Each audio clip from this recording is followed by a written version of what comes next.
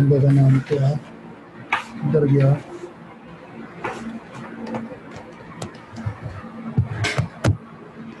साला केड़ा है, कैसर इकबाल, अभी नहीं आया।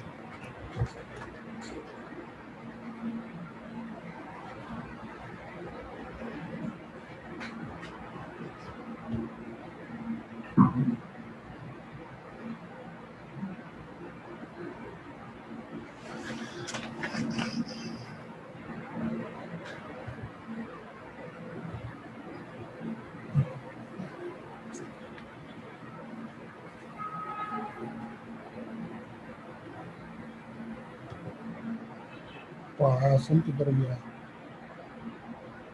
और क्लाउड पर पानी शुरू हो गई है। Alaikum भी जैसे क्या है ठीक है। अब आप जैसे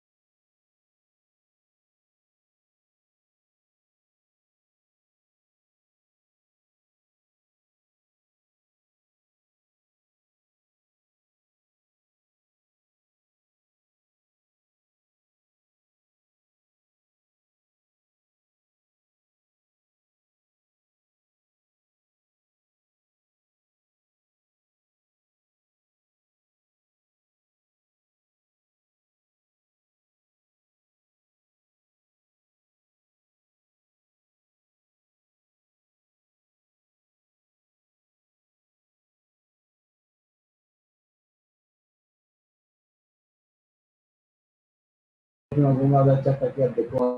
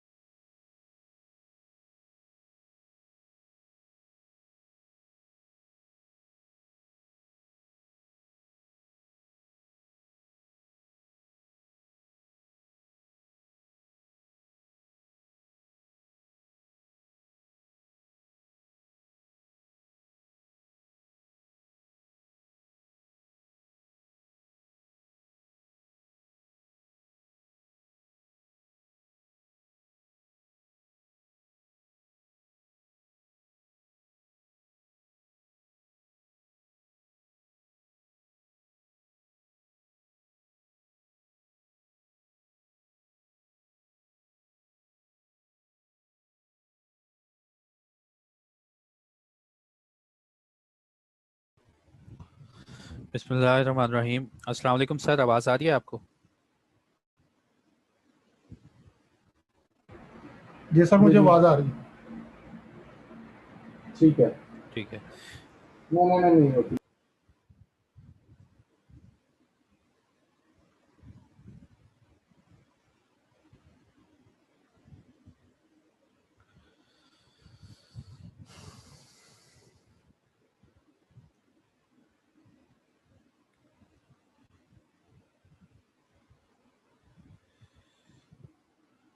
चलिए ठीक है स्टूडेंट्स, हम वेट करेंगे 5 मिनट और इसके बाद स्टार्ट करेंगे। बाकी जो स्टूडेंट्स हैं वो ज्वाइन कर रहे हैं।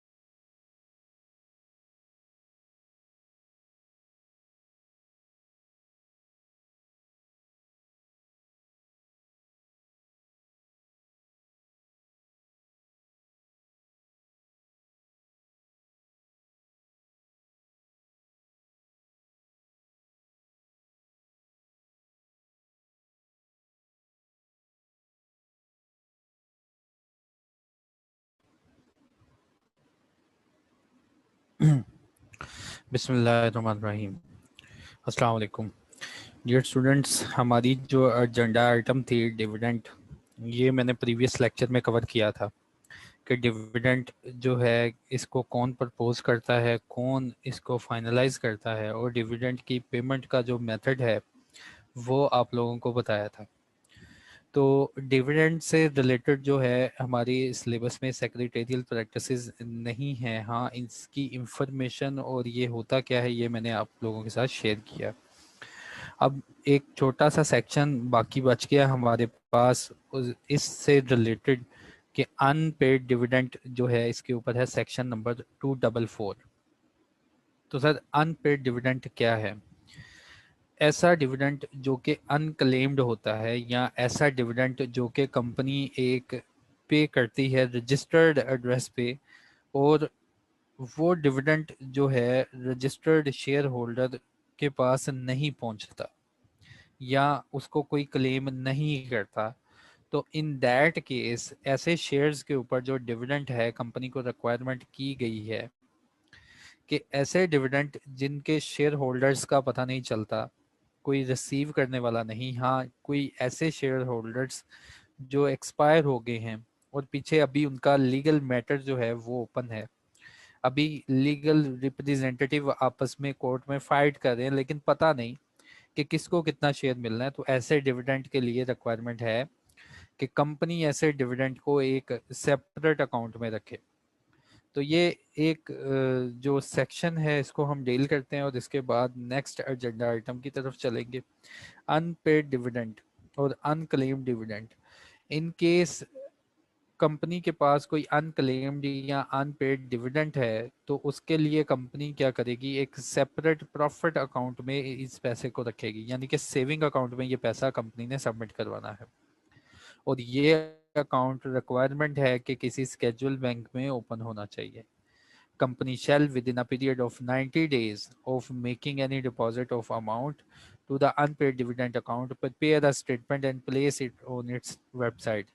कंपनी जो है इस अकाउंट में कोई भी अमाउंट क्रेडिट करने के बाद एक स्टेटमेंट बनाएगी विद इन 90 डेज में, और उसको अपनी वेबसाइट पे मेंटेन रखेगी। उस स्टेटमेंट में क्या होगा, उस स्टेटमेंट में names, last address, number of share held, amount of unpaid dividend to be paid to the each shareholder and such other particulars as may be specified, जो कि रिक्वायरमेंट में बता दिए गए हैं।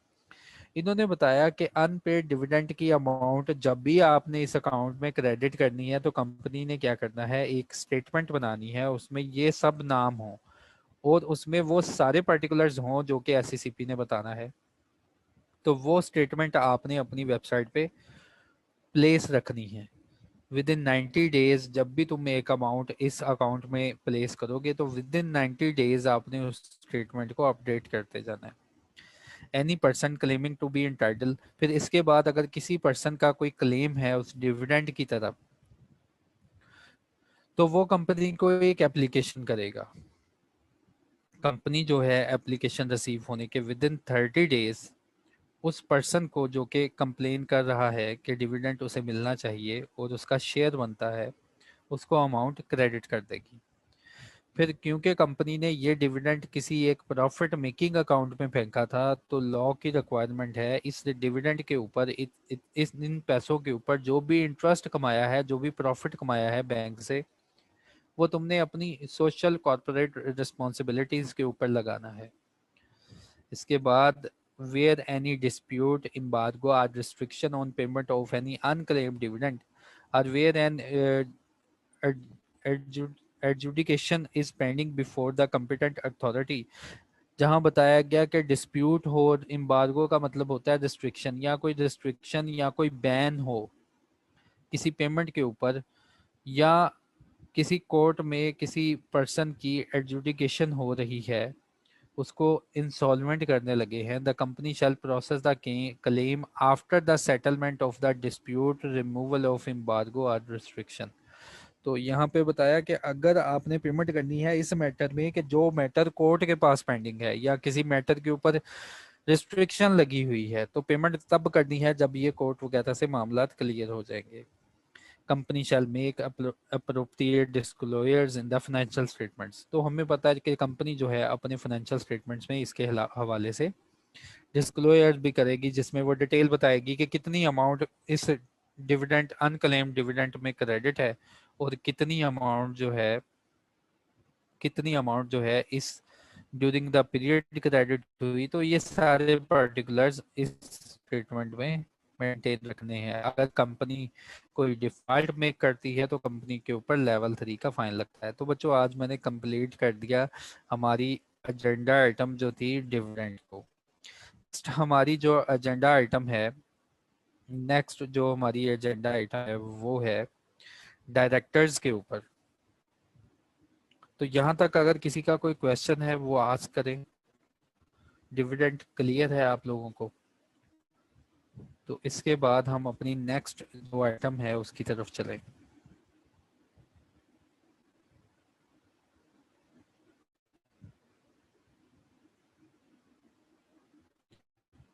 किसी का क्वेश्चन है या डिविडेंड में?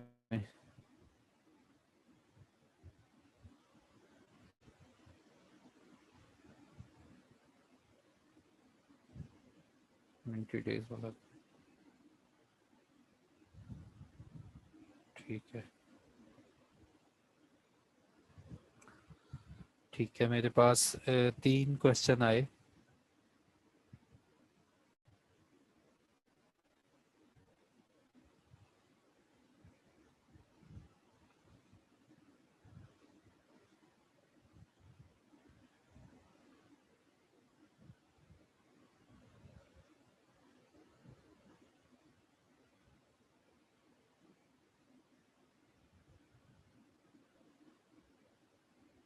ठीक है, मैं रिपीट कर देता हूँ।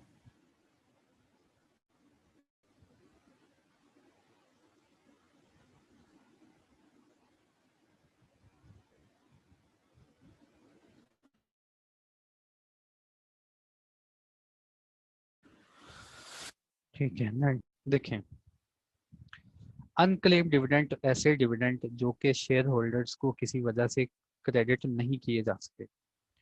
वो वजूहात या तो शेयर होल्डर के ऊपर डिपेंड करती हैं या वो वजूहात किसी रिस्ट्रिक्शन या किसी लॉ ने मना कर दिया था कि डिविडेंड की अमाउंट शेयर होल्डर को क्रेडिट नहीं करनी। तो इन दैट केस जो डिविडेंड अनाउंस हुआ, जो मीटिंग में फाइनलाइज हुआ, लॉ की रिक्वायरमेंट है कि उसको 15 डेज के अंदर क्रेडिट करना है शेयर होल्डर्स को। हाँ, अगर कोई शेयर होल्डर किसी का एड्रेस मिसिंग है या शेयर होल्डर मिसिंग है तो इन दैट केस ये सारे का सारा पैसा कंपनी को डायरेक्ट किया गया, कंपनी को बताया गया कि कहाँ रखना है। कंपनी को बताया गया कि किसी ऐसे बैंक में रखना है जो कि स्टेट बैंक की लिस्टिंग में है। किसी ऐसे बैंक में रखना है जो कि एक स्केजुअल बैंक है स्टेट बैंक के, जो स्टेट बैंक की लिस्टिंग है सेकंड शेड्यूल की, उसमें वो बैंक का नाम आ रहा हो, तो उस बैंक में उस पैसे को रखना है। फिर उस बैंक में उस पैसे को रखना है सेविंग अकाउंट में, यानी कि उसके ऊपर प्रॉफिट भी मिले कंपनी को। और जब तुम पैसा इस बैंक में रखोगे तो विद इन 90 डेज जब तुम जितना भी पैसा रखोगे और जैसे भी अमाउंट कोई भी क्रेडिट की उस अकाउंट में, जो अकाउंट खोला गया सिर्फ इसी पर्पस के लिए और जिसको अकाउंट को नाम देना है अनपेड डिविडेंड अकाउंट, जब भी इस अकाउंट में कोई अमाउंट क्रेडिट करनी है तो लॉ की रिक्वायरमेंट है तुमने एक लिस्ट बनानी है और उस लिस्ट में वो सारे नाम, एड्रेस और शेयर होल्डर की डिटेल और कितना पैसा पड़ा है वो बताना है। फिर लॉ की रिक्वायरमेंट है उस लिस्ट को मेंटेन करना है वेबसाइट के ऊपर। ठीक है, ये पहले पहले जो सवाल था उसका जवाब मैंने दे दिया। 90 डेज वाला हो गया। इसके बाद डिविडेंड के शेयर हो चुके हैं जी, इसका नोट्स दोबारा शेयर कर देंगे। ठीक है, रिपीट सेक्शन 2 1 पार्ट 2। ठीक है, अनक्लेम डिविडेंड कब तक? ये अनक्लेम डिविडेंड जो है ना, पहले लॉ की रिक्वायरमेंट थी। ये गुफरान ने पूछा।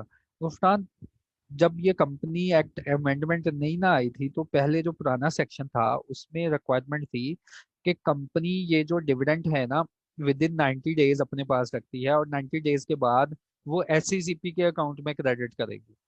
लेकिन अब जो अमेंडमेंट हुई ना इस सेक्शन में वो सारी चीजें कट कर दी गई।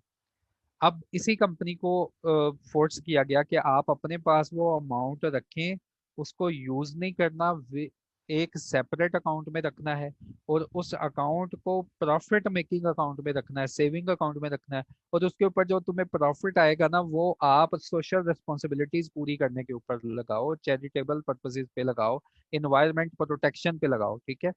तो उस अमाउंट को आपने अपने पास रखना है उस अकाउंट में, और ये नहीं बताया कि कब तक रखना है इस अमेंडमेंट ने। तो इसका मतलब यही हुआ कि उस अमाउंट को कंपनी ने इसी अकाउंट में क्रेडिट ही रखना है और उसके ऊपर प्रॉफिट कमाना है, और उस प्रॉफिट को सोशल रिस्पॉन्सिबिलिटीज के ऊपर लगाना है। चलिए ठीक है। तो सेक्शन जो है 241 और पार्ट 2 मैंने ऑलरेडी जो है ना काफ़ी डिटेल में प्रीवियस लेक्चर में मैंने यह पढ़ा दिया था, तो आप काइंडली वो वीडियो रेफर कर लें, ठीक है, रिकॉर्डिंग मौजूद होगी। तो भाई अब हमने स्टार्ट करना है board of directors, most important topic of the companies act.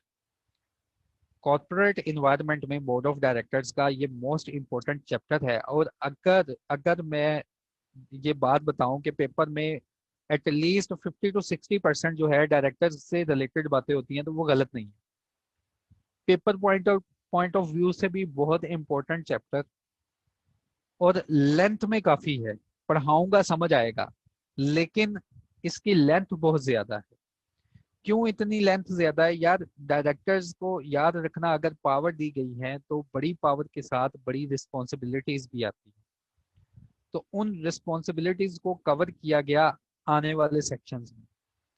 याद रखें, डायरेक्टर्स एक कंपनी का ऑर्डिनरी बिजनेस है। डायरेक्टर की अपॉइंटमेंट एक कंपनी का ऑर्डिनरी बिजनेस है। पहले हमने ऑर्डिनरी बिजनेस जो था ऑडिटर्स का कवर किया, उसके बाद हमने कवर किया डिविडेंड्स का, और इसके बाद अब हम अपनी जर्नी स्टार्ट करने लगे हैं बोर्ड ऑफ डायरेक्टर्स के ऊपर। और इसके ऊपर हमारे सिलेबस में सेक्रेटेरियल प्रैक्टिसेस भी काफ़ी ज़्यादा मौजूद है। हमने डायरेक्टर की सेक्रेटेरियल प्रैक्टिसेस को सीखना है। हमने ये देखना है कि बोर्ड ऑफ डायरेक्टर्स में कौन लोग बैठे होते हैं। हमने ये भी देखना है कि इसकी क्या एलिजिबिलिटी क्राइटेरिया है। इसके बाद हमने ये भी देखना है कि डायरेक्टर को अपॉइंट और रिमूव कैसे किया जाता है, क्या डायरेक्टर कंपनी से लोन ले सकता है। तो ये सारी बातें जो है बोर्ड ऑफ डायरेक्टर्स के ऊपर एक लंबी चौड़ी रेगुलेशन बना दी गई, और ये बात यहाँ पे खत्म नहीं हुई। बोर्ड ऑफ डायरेक्टर्स के पास अगर पार्ट्स हैं तो उन पार्ट्स को रेगुलेट कर रहा है एससीसीपी एक्ट में। बोर्ड ऑफ डायरेक्टर्स के ऊपर हर तरह की रिस्ट्रिक्शन और हर तरह की रेगुलेशन बनाने के बाद मजीद बाद में एक कोड ऑफ कॉर्पोरेट गवर्नेंस बनाया गया, जिसमें फिर बोर्ड ऑफ डायरेक्टर्स को डायरेक्ट टारगेट किया गया और उनको बताया गया कि आप लोगों ने अपनी रिस्पॉन्सिबिलिटीज को, पब्लिक इंटरेस्ट जो आपके पास है उसको किस तरह परफॉर्म करना है। तो ये एग्जाम पॉइंट ऑफ व्यू से बहुत इंपॉर्टेंट आपका टॉपिक है बोर्ड ऑफ डायरेक्टर्स। तो बोर्ड ऑफ डायरेक्टर्स को स्टार्ट करने से पहले मैं ऑफिसर्स बताऊंगा। हमने अब चैप्टर स्टार्ट कर लिया है मैनेजमेंट ऑफ द कंपनी, कि कंपनी की मैनेजमेंट जिन लोगों के पास है, हमने वो सारे सेक्शंस इसमें कवर करने हैं। ये कोई कुल मिला के कोई 70-75 सेक्शंस होंगे जो कि हम आने वाली सीरीज में कवर करेंगे। तो ऑफिसर्स जो section number 2/45 of the companies act में बताया गया कि जब भी कभी ऑफिसर का नाम यूज होगा ना कंपनी एक्ट में, तो ऑफिसर से मतलब क्या होता है? ऑफिसर से मतलब होता है, officers include the directors, chief executive, chief financial officer और कंपनी सेक्रेटरी। तो ऑफिसर्स में ये 4 लोग आएंगे कि जब भी कंपनी के ऑफिसर्स के ऊपर लाइबिलिटी या ऑफिसर्स का नाम लिया जाएगा, और जब भी कभी कंपनीज एक्ट में लिखा होता है the officers of the company will liable, तो इसका मतलब होता है कि वो इनडायरेक्ट बात हो रही है कि डायरेक्टर्स, चीफ एग्जीक्यूटिव, सीएफओ और कंपनी सेक्रेटरी जो है इनकी रिस्पॉन्सिबिलिटी को बताने जा रहे हैं। इनको आप मैनेजमेंट ऑफ द कंपनी भी बोल दें तो गलत बात नहीं है, क्योंकि आने वाले जितने हमारी रेगुलेशंस हैं हम वन बाय वन इनको कवर करेंगे। अब हमने स्टार्ट कर लिया है डायरेक्टर्स। ये डायरेक्टर्स होते क्या है? देखें, डायरेक्टर आमतौर पर डायरेक्टर होता कौन है? Director is appointed to a company to manage the day-to-day business affairs. Directors appoint किए जाते हैं, किसी भी कंपनी में जो डायरेक्टर्स होते हैं वो सिलेक्ट किए जाते हैं, वो अपॉइंट किए जाते हैं, उनको रखा जाता है। अभी यहाँ पे गौर करें, मैंने डायरेक्टर की टाइप नहीं बताई, सिर्फ अभी मैं बता रहा हूँ कि डायरेक्टर होते कौन है।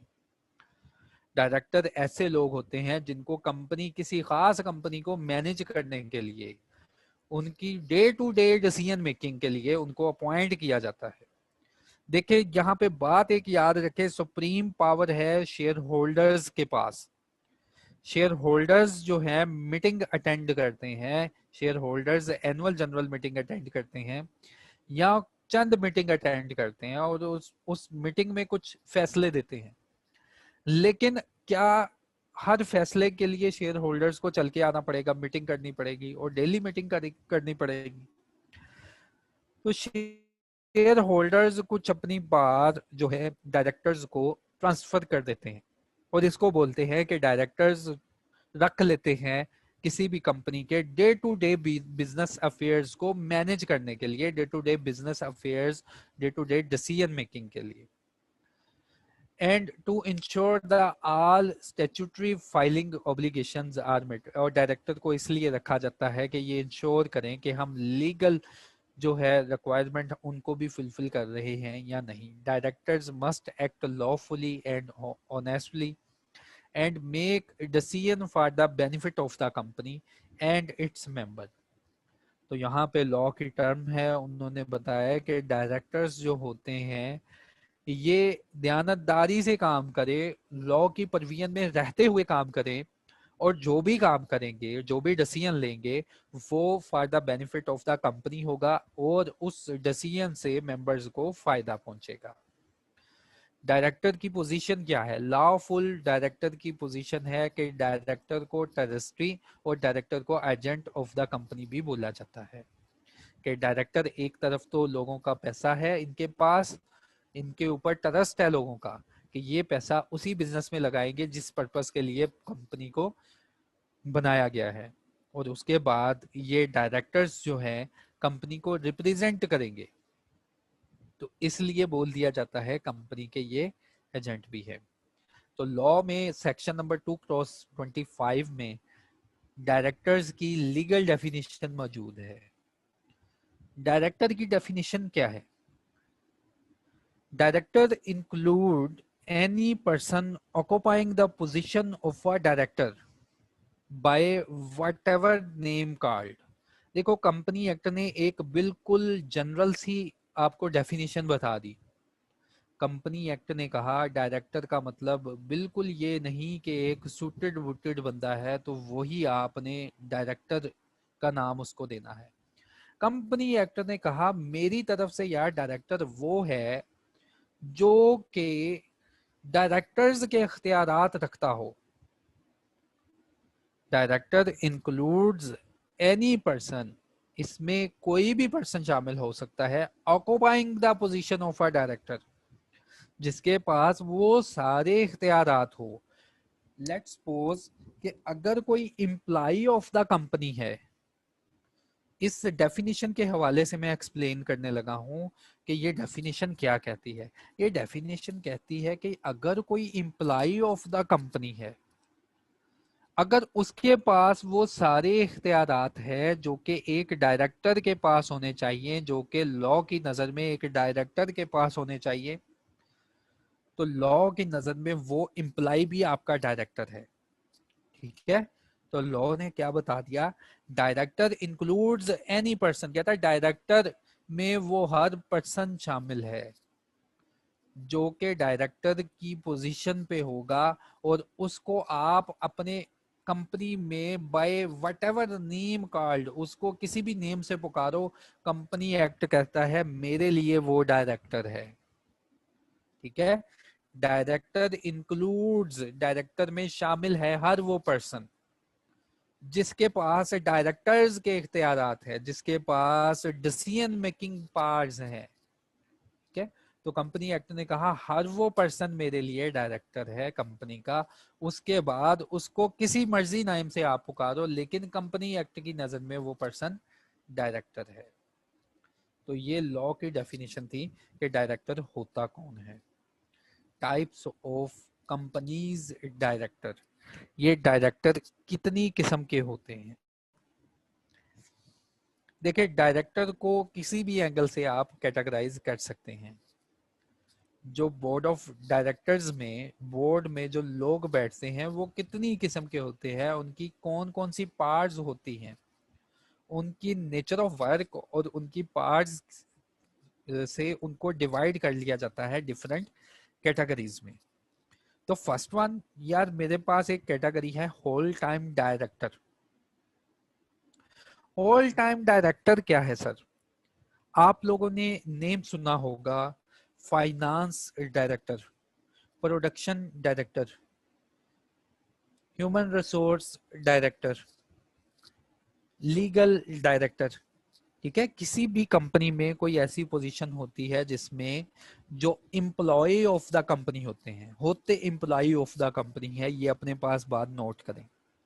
कंपनी के कुछ ऐसे काबिल एम्प्लॉइज जो कि बहुत चालाक होते हैं और जिनकी क्वालिफिकेशन क्राइटेरिया बहुत हाई होता है, और वो कंपनी को कुछ ना कुछ फायदा पहुंचा सकते हैं अपनी डिसीजन मेकिंग पावर से। किसी डिपार्टमेंट को होल वो कंट्रोल कर सकते हैं। तो कंपनी ऐसे लोगों को डायरेक्टर बना लेती है, ऐसे लोगों को डिसीजन मेकिंग पावर्स दे देती है।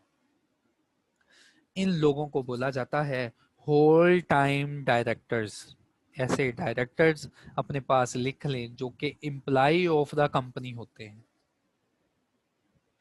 जो कंपनी के एम्प्लॉय होते हैं और कंपनी की एम्प्लॉयमेंट में रहते हुए अपना सारा वक्त, अपना सारा टाइम, अपनी सारी अटेंशन, अपनी सारी एफर्ट्स कंपनी के अफेयर्स के ऊपर लगाते हैं। ऐसे डायरेक्टर्स को बोला जाता है होल टाइम डायरेक्टर्स। और याद रखना, ये कंपनी के मेंबर नहीं होते, हो भी सकते हैं, लेकिन इनके साथ जो है एम्प्लॉयमेंट का कॉन्ट्रैक्ट हुआ होता है। जैसे मैंने वर्ड बोला, finance director, marketing director, production director. ठीक है, तो इन सारे जो लोग हैं, ये जो सारे लोग हैं, फाइनेंस डायरेक्टर हो गया, प्रोडक्शन डायरेक्टर हो गया, ह्यूमन रिसोर्स डायरेक्टर हो गया, इनके पास स्किल्स होती हैं। तो कंपनी ना के खुद फाइनेंस के डिसीजंस लें तो किसी ऐसे कॉम्पिटेंट एम्प्लॉय को बोर्ड ऑफ डायरेक्टर्स में शामिल कर लेती हैं जो कि इस अहलियत का मालिक हो कि वो फाइनेंस के डिसीजंस के ऊपर गाइड कर सके, वो मार्केटिंग के डिसीजंस के ऊपर गाइड कर सके, वो कंपनी को प्रोडक्शन कैपेसिटीज के ऊपर अगर कोई डिसीजन लेना है तो फौरन से वो कंपनी को गाइड कर सके। तो ऐसे एम्प्लॉयज को डिसीजन मेकिंग पावर्स दे दी जाती हैं। तो कंपनी एक्ट कहता है कि भाई ये वाले जो डायरेक्टर होते हैं ना, ये होते हैं फुल टाइम डायरेक्टर, और इनको होल टाइम डायरेक्टर भी बोला जा सकता है। ठीक है, तो ऐसा डायरेक्टर जो कि कंपनी का एम्प्लॉय है और जिसके पास डे टू डे अफेयर्स की डिसीजन मेकिंग पावर भी है, वो उसके रिलेटेड डिसीजंस ले सकता है, ऐसे डायरेक्टर्स को हम बोलते हैं होल टाइम या full time director of the company.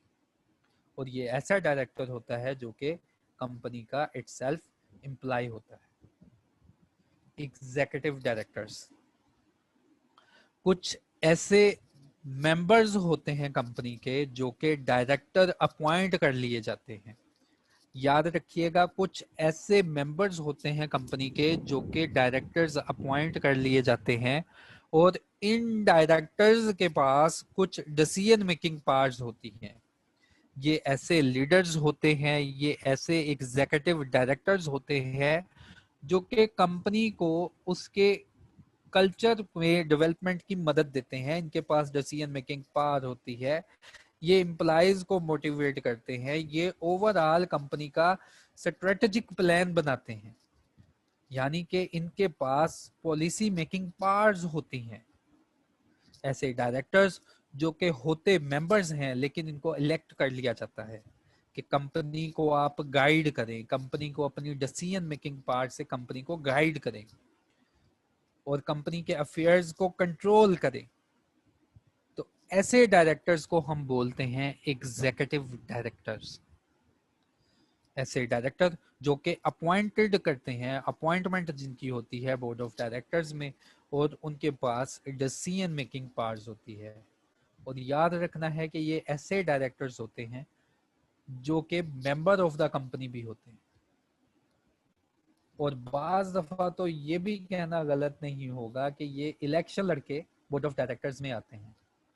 और बोर्ड ऑफ डायरेक्टर्स में जब ये आते हैं तो इनके पास डेफिनेटली कंपनी के जो सब्सटेंशियल शेयर्स हैं वो भी मौजूद होते हैं, तो इसलिए इनके पास डिसीजन मेकिंग पावर भी होती है। ये अपनी डिसीजन मेकिंग से डे टू डे डिसीजन से कंपनी को गाइड करते हैं। इनको बोलते हैं एग्जीक्यूटिव डायरेक्टर्स। होल टाइम या फुल टाइम डायरेक्टर को भी एग्जीक्यूटिव डायरेक्टर कहा जा सकता है, क्योंकि ये भी एक ऐसा डायरेक्टर है जो कि डिसीजन मेकिंग पावर लेता है। लेकिन एग्जीक्यूटिव डायरेक्टर को होल टाइम डायरेक्टर या फुल टाइम डायरेक्टर नहीं बोला जा सकता, क्योंकि बच्चों जो होल टाइम डायरेक्टर है ना वो सिर्फ एक ही कंपनी का डायरेक्टर होता है, वो किसी और कंपनी का होल टाइम डायरेक्टर अपॉइंट नहीं हो सकता। लेकिन जो एग्जीक्यूटिव डायरेक्टर्स होते हैं इनके पास एक कंपनी की डायरेक्टरशिप और इसके अलावा मैक्सिमम 7 कंपनीज की डायरेक्टरशिप भी मौजूद हो सकती है। ये एक कंपनी के बोर्ड ऑफ डायरेक्टर्स में बैठ के डिसीजन मेकिंग ले रहे हैं तो किसी और कंपनी के भी बोर्ड ऑफ डायरेक्टर्स में बैठ के डिसीजन मेकिंग ले रहे हैं। फर्क ये है दोनों में कि होल टाइम डायरेक्टर्स जो है एम्प्लॉय ऑफ द कंपनी होता है, ये किसी और कंपनी का डायरेक्टर नहीं बन सकता। हाँ, जो एग्जीक्यूटिव डायरेक्टर्स हैं ये भी जो हैं इनके पास भी डिसीजन मेकिंग कुछ पावर्स होती हैं। ये मेंबर्स ऑफ द कंपनी भी होते हैं, ये अपॉइंटमेंट इनकी होती है, ये इलेक्टेड होते हैं। उसके बाद ये एक कंपनी के डायरेक्टर हैं तो किसी और कंपनी में भी ये डायरेक्टर अपॉइंट हो सकते हैं। तो ये दोनों मैंने टाइप्स एक्सप्लेन की। अगर इनसे रिलेटेड कोई क्वेश्चन है तो वो क्वेश्चन बॉक्स में आप अभी पूछ लें, वो मैं बाद में एक्सप्लेन करूंगा। अब बोर्ड ऑफ डायरेक्टर्स में 2 डायरेक्टर मैंने आपको स्पेसिफाई कर दिए। एक डायरेक्टर ऐसा बंदा जो कि फुल टाइम एम्प्लॉय है और इस अहलियत का मालिक है कि वो अपनी फील्ड से रिलेटेड डिसीजन मेकिंग ले सकता है, उसकी डिसीजन मेकिंग को अकाउंट फॉर किया जाता है, वो फुल टाइम डायरेक्टर। अब बोर्ड में कुछ ऐसे मेंबर्स जो कि इलेक्शन के थ्रू आए हैं और उनका कंपनी में इंटरेस्ट है और वो भी डिसीजन मेकिंग कर रहे हैं, उनको बोलते हैं executive director. Sir non executive director ये क्या भला है? नॉन एग्जीक्यूटिव डायरेक्टर एक ऐसे डिसीजन मेकिंग बोर्ड में एक ऐसे बंदे की मौजूदगी जो कि ये 5 डेफिनेशन को पूरी करे। तो इन 5 डेफिनेशंस को अगर वो पर्सन पूरा कर रहा है तो इसको बोलते हैं कि वो एक ऐसा डायरेक्टर है जो कि नॉन एग्जीक्यूटिव डायरेक्टर है। नॉन एग्जीक्यूटिव डायरेक्टर कौन है?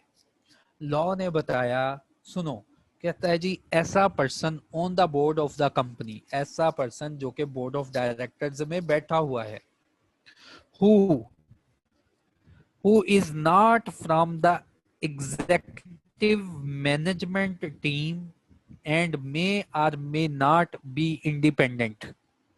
फर्स्ट वन कह दिया कि यार नॉन एग्जीक्यूटिव डायरेक्टर ऐसा डायरेक्टर है जो कि day to day decision making में इन्वॉल्व नहीं होता, जो कि एग्जीक्यूटिव डायरेक्टर नहीं होता। इन शॉर्ट उसने बता दिया कि नॉन एग्जीक्यूटिव डायरेक्टर कौन, कि सर ऐसा पर्सन जो कि एग्जीक्यूटिव टीम का हिस्सा नहीं है, जो day to day decision making में इन्वॉल्व नहीं है। ये इंडिपेंडेंट डायरेक्टर भी हो सकता है और नहीं भी हो सकता। बाज दफा इंडिपेंडेंट डायरेक्टर को भी नॉन एग्जीक्यूटिव डायरेक्टर बना लेते हैं। तो कहता है वो बाद की बात है कि वो इंडिपेंडेंट डायरेक्टर है या नहीं है, लेकिन वो day to day decision making में इन्वॉल्व नहीं है। पहला क्राइटेरिया कि ऐसा कोई मेंबर जो कि डे टू डे, ऐसा कोई डायरेक्टर, ऐसा कोई पर्सन जो कि बोर्ड ऑफ डायरेक्टर्स में बैठा हुआ है लेकिन day to day decision making में नहीं आता, सिर्फ उस डिसीजन मेकिंग में आता है जिस डिसीजन मेकिंग के लिए इसको रखा गया है। Is expected to lend an outside viewpoint to the board of company.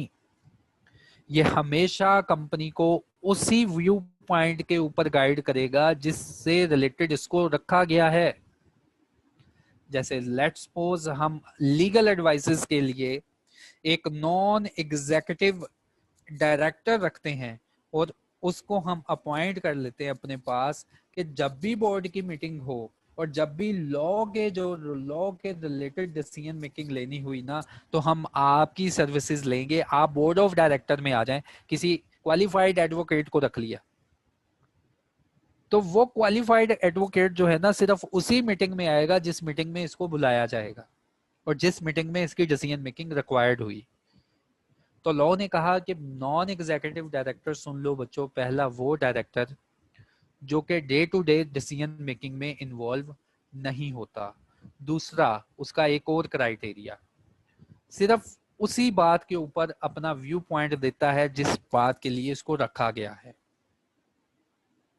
तीसरा फिर डिफाइन किया गया कि नॉन एग्जीक्यूटिव डायरेक्टर कौन होगा। तीसरा फिर अपॉइंट उन्होंने बताया कि यार नॉन एग्जीक्यूटिव डायरेक्टर ऐसा डायरेक्टर होगा does not undertake to devote his whole working time to the company. ये ऐसा डायरेक्टर होता है जो कि कंपनी को अपना सारा वक्त नहीं देगा। And not involve in the managing the affairs of the company, और कंपनी के किसी अफेयर्स को ये मैनेज नहीं करता। ठीक है, तीन बातें लॉ ने आपको स्पेसिफाई कर दी। पहले कि वो एग्जीक्यूटिव टीम का हिस्सा ना हो। ऐसा नहीं हो सकता कि एक एग्जीक्यूटिव डायरेक्टर है वो कह ले कि मुझे आप नॉन एग्जीक्यूटिव डायरेक्टर की भी क्लास में कैटेगराइज कर ले। पहली बात लॉ ने खत्म कर दी कि कोई अगर एग्जीक्यूटिव डायरेक्टर है तो वो सोचे ही ना कि वो नॉन एग्जीक्यूटिव डायरेक्टर बनेगा। दूसरी बात, ये ऐसे डायरेक्टर होते हैं कि जिस व्यू पॉइंट के लिए इनको रखा जाता है सिर्फ वही व्यू पॉइंट कंपनी को देते हैं। तीसरी बात, ये अपना सारा वक्त कंपनी के ऊपर स्पेंड नहीं करते, जैसे कि एग्जीक्यूटिव डायरेक्टर और होल टाइम डायरेक्टर कंपनी के ऊपर अपना टाइम स्पेंड कर रहे होते हैं। ये कंपनी के ऊपर अपना टाइम स्पेंड नहीं करते। दूसरा कि ये कंपनी के अफेयर्स को मैनेज नहीं कर रहे होते। तीसरी बात, चौथी बात जो कि एक समझने वाली बात है लीगल पॉइंट ऑफ व्यू से, is not a beneficial owners of the company. बच्चों अपने पास लिख लो, जो तुम 10% की वोटिंग पावर पढ़ते आए हो ना, कि एटलीस्ट 10% वोटिंग पावर जिस बंदे के भी पास, जिस पर्सन के भी पास, कंपनीज एक्ट डिफाइन करता है, जिस पर्सन के भी पास एटलीस्ट 10% या उससे ज्यादा के शेयर होल्डिंग होती है तो उस पर्सन को बोला जाता है beneficial owner of the company. अपने पास ये बात नोट करें कि जो पर्सन, जिस पर्सन के भी पास किसी भी कंपनी के 10% से अबव शेयर्स होते हैं उसको बोलते हैं beneficial owner of the company. कहा है कि अगर एक नॉन एग्जीक्यूटिव डायरेक्टर तुमने अपॉइंट करना है तो उसके पास एक चौथा पॉइंट ये भी देख लेना कि कहीं वो बेनिफिशियल ओनर तो नहीं, उसके पास शेयर होल्डिंग है तो 10% से कम होनी चाहिए। किसी भी कंपनी की अगर उसके पास, जिस कंपनी के लिए उसको नॉन एग्जीक्यूटिव डायरेक्टर रखना है ना, तो उस कंपनी का वो बेनिफिशियल ओनर नहीं होना चाहिए, उस कंपनी का भी बेनिफिशियल नहीं होना चाहिए और उस कंपनी की जो एसोसिएटेड कंपनी है सर उसका भी कोई बेनिफिशियल ओनर नहीं होना चाहिए।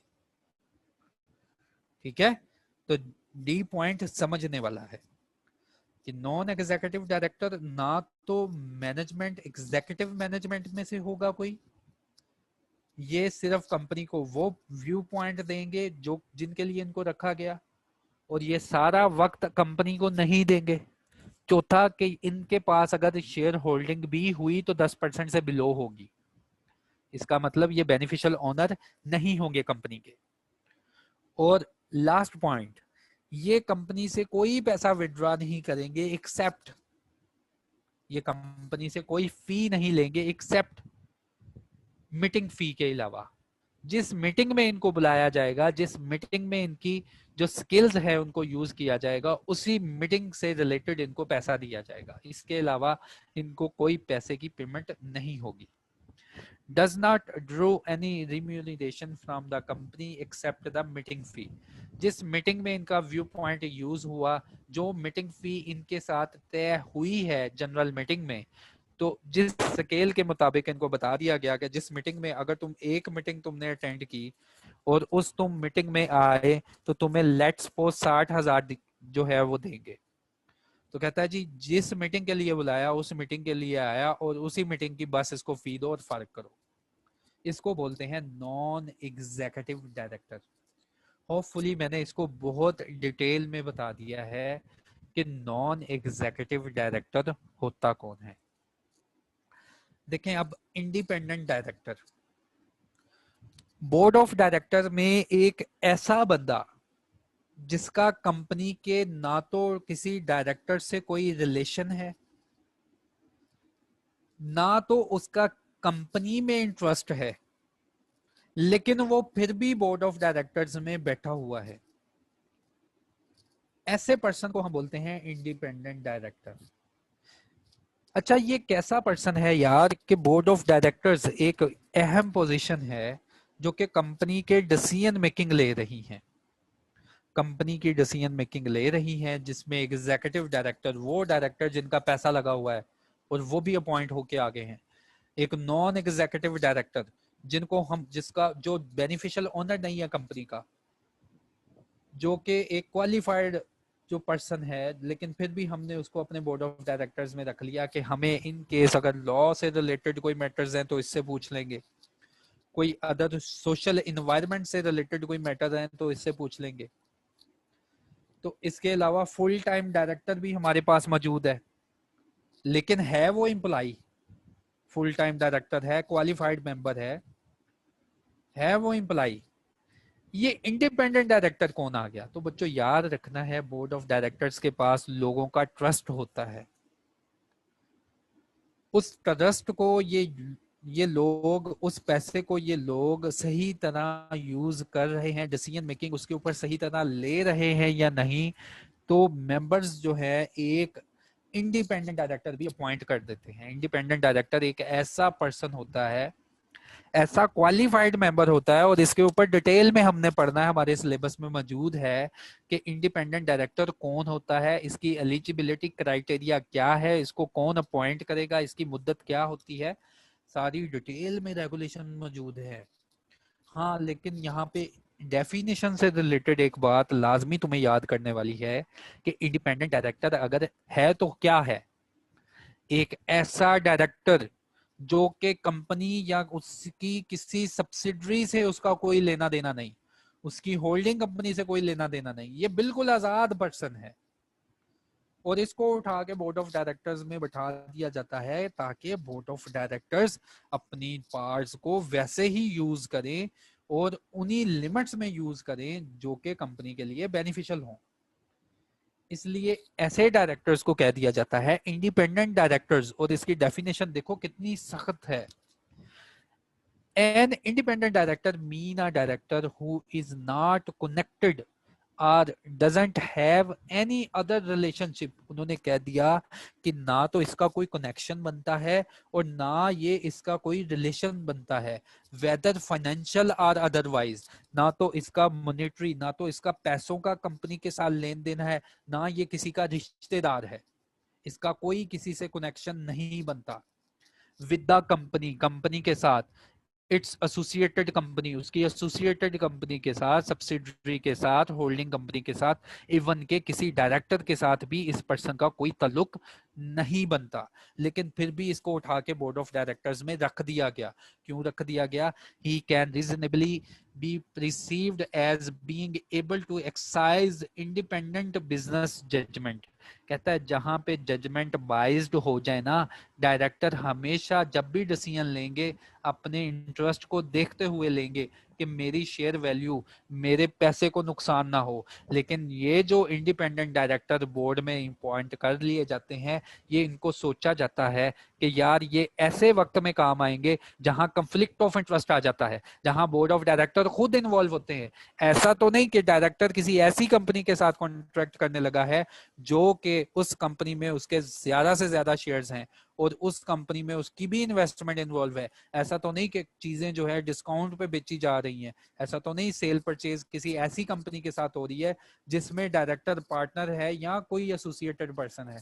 तो ऐसी डिसीजन मेकिंग को रोकने के लिए इंडिपेंडेंट डायरेक्टर, ऐसे पर्सन बैठा लिए जाते हैं जो कि बहुत क्वालिफाइड होते हैं। और इंडिपेंडेंट डायरेक्टर के ऊपर हमने डिटेल में पढ़ना है, हमारे सिलेबस में है कि आखिर ये बंदे होते कौन है और कैसे इनको अपॉइंट करना है।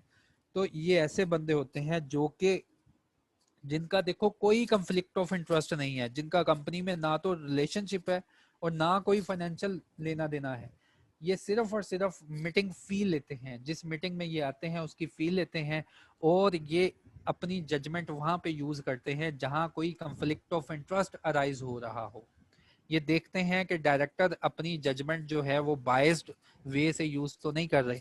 तो ऐसे डायरेक्टर को हम बोलते हैं इंडिपेंडेंट डायरेक्टर। ठीक है बच्चों, मैंने होपफुली जो डायरेक्टर्स हैं उनकी 4 एग्जाम आपको अच्छी तरीके से पढ़ा दी हैं कि बोर्ड ऑफ डायरेक्टर्स एक ऐसा बोर्ड जिसमें डिसीजन मेकिंग होती है कंपनी के अफेयर्स के ऊपर, कि कंपनी में लोगों का पैसा लगा हुआ है और इन लोगों के ऊपर ट्रस्ट है। इसीलिए डायरेक्टर को कह देते हैं कि इनके ऊपर फिडुशियरी ट्रस्ट है। आगे हम पढ़ेंगे फिडुशियरी ट्रस्ट, कि ऐसा ट्रस्ट जो कि उस पर्सन के ऊपर किया जाता है जिसकी, इसको आप कह सकते हैं ब्लाइंड ट्रस्ट है, कि ये आपके पैसे के साथ खेलेगा तो आपके बेनिफिट के लिए खेलेगा। तो डायरेक्टर्स जो है इनके ऊपर फिडुशियरी ट्रस्ट रखा जाता है कि ये आपके साथ, आपके पैसे के साथ जो भी डिसीजन मेकिंग करेंगे आपके बेनिफिट के लिए ही करेंगे। तो डायरेक्टर्स की अभी मैंने 4 एग्जाम बताई कि ऐसे डायरेक्टर्स जो कि फुल टाइम हो, जो कि एम्प्लॉय हो, वो फुल टाइम डायरेक्टर्स हैं। ऐसे डायरेक्टर्स जो कि अपॉइंटेड हैं और उनका मेजर इंटरेस्ट है कंपनी में और डिसीजन मेकिंग कर रहे हैं day to day, executive director है। ऐसे डायरेक्टर जो कि बेनिफिशियल ओनर ना हो, कंपनी में शेयर है तो 10% से थोड़े ही हैं, कम ही है या ना भी हो, ठीक है।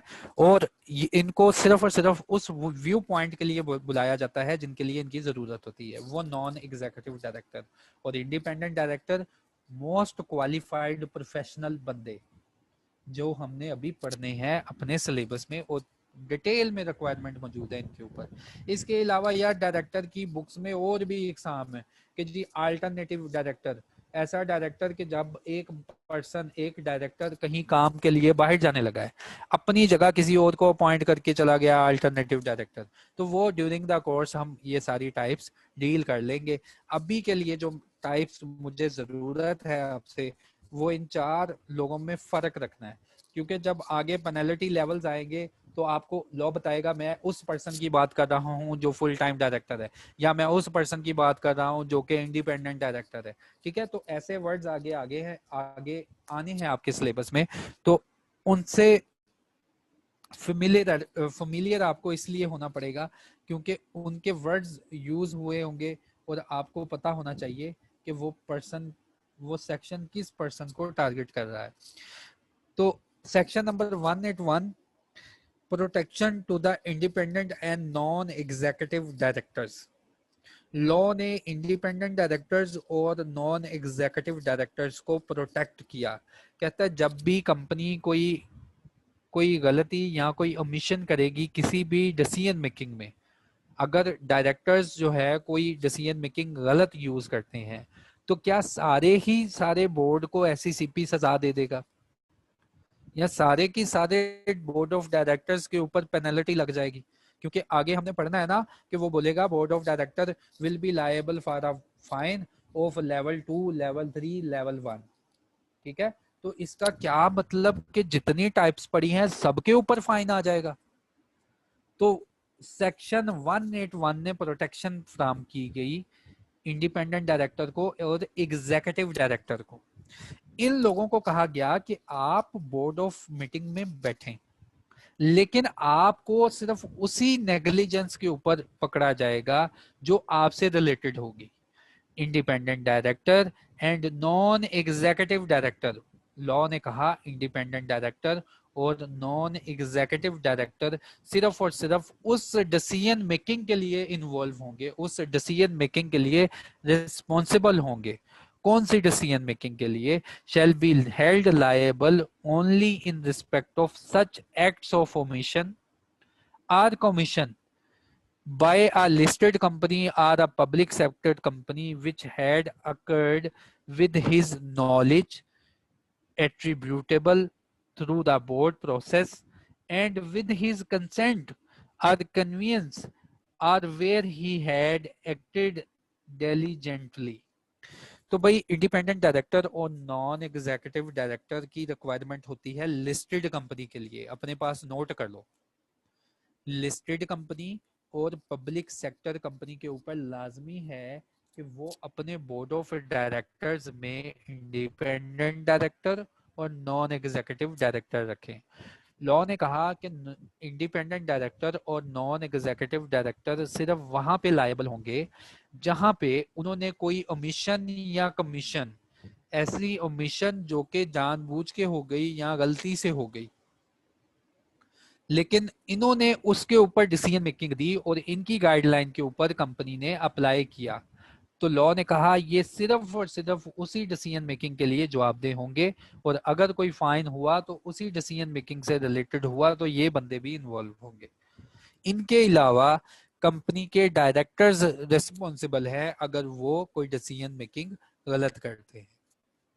लेकिन ऐसा मैटर जिसमें इंडिपेंडेंट डायरेक्टर को बोलना था लेकिन वो चुप रहा, हाँ अगर बोला तो गलत बयानी की, हाँ अगर एग्जीक्यूटिव डायरेक्टर है उसने गलत गाइडलाइन प्रोवाइड की, उसकी डायरेक्शंस पे कंपनी को चलना पड़ा क्योंकि इसके पास भी डिसीजन मेकिंग पावर्स है और डायरेक्टर्स जो है इसके ऊपर ट्रस्ट कर रहे हैं, तो ऐसी डिसीजन मेकिंग के लिए ये पर्सन भी रिस्पॉन्सिबल होगा।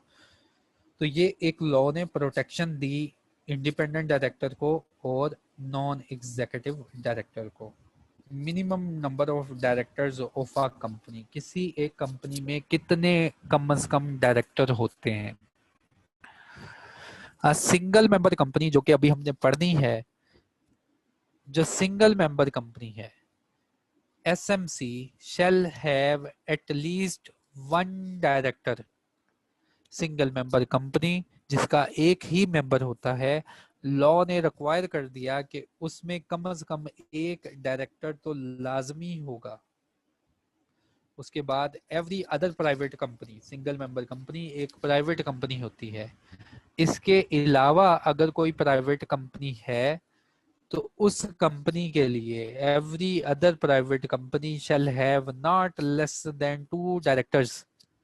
अगर कोई प्राइवेट कंपनी है तो उसमें कम से कम 2 डायरेक्टर लाजमी है, ज्यादा जितने मर्जी रखो। अब public company shall have not less than 3 directors. जो पब्लिक कंपनी है उसके कम से कम 3 डायरेक्टर तो लाजमी होंगे, ज्यादा से ज्यादा जितने मर्जी रख लें। And a listed company, listed company ऐसी पब्लिक कंपनी जो कि स्टॉक एक्सचेंज में लिस्टेड है, a listed company shall have not less than 7 directors. फिर लॉ ने बता दिया कि only a natural person shall be a director. तो ये डायरेक्टर लिस्टेड कंपनी ने कैसे रखने हैं और कौन कौन से डायरेक्टर कितने नंबर में होंगे, तो इसके ऊपर पूरा एक कोड ऑफ कॉर्पोरेट गवर्नेंस मौजूद है जो हम पढ़ेंगे। ठीक है, अभी आप सिर्फ नंबर याद करेंगे कि कम से कम कितने नंबर होने चाहिए डायरेक्टर्स के लिस्टेड कंपनी में, कम से कम कितने नंबर होने चाहिए पब्लिक कंपनी में, कम से कम कितने नंबर ऑफ डायरेक्टर अपॉइंट होने चाहिए प्राइवेट कंपनी में, और कम से कम कितने डायरेक्टर होने चाहिए सिंगल मेंबर कंपनी। फिर लॉ ने कह दिया कि सिर्फ और सिर्फ natural person to be appointed at director. जो नेचुरल पर्सन है, कोई कंपनी किसी कंपनी का डायरेक्टर अपॉइंट नहीं होगी। हाँ, अगर किसी कंपनी के पास इतनी शेयर होल्डिंग है कि वो कंपनी के बोर्ड ऑफ डायरेक्टर्स को रेगुलेट करना चाह रही है तो वो अपने किसी नॉमिनी को एज अ डायरेक्टर अपॉइंट करवा सकती है। ठीक है, तो लॉ ने कह दिया कि नेचुरल पर्सन जो है वही डायरेक्टर्स हो सकते हैं।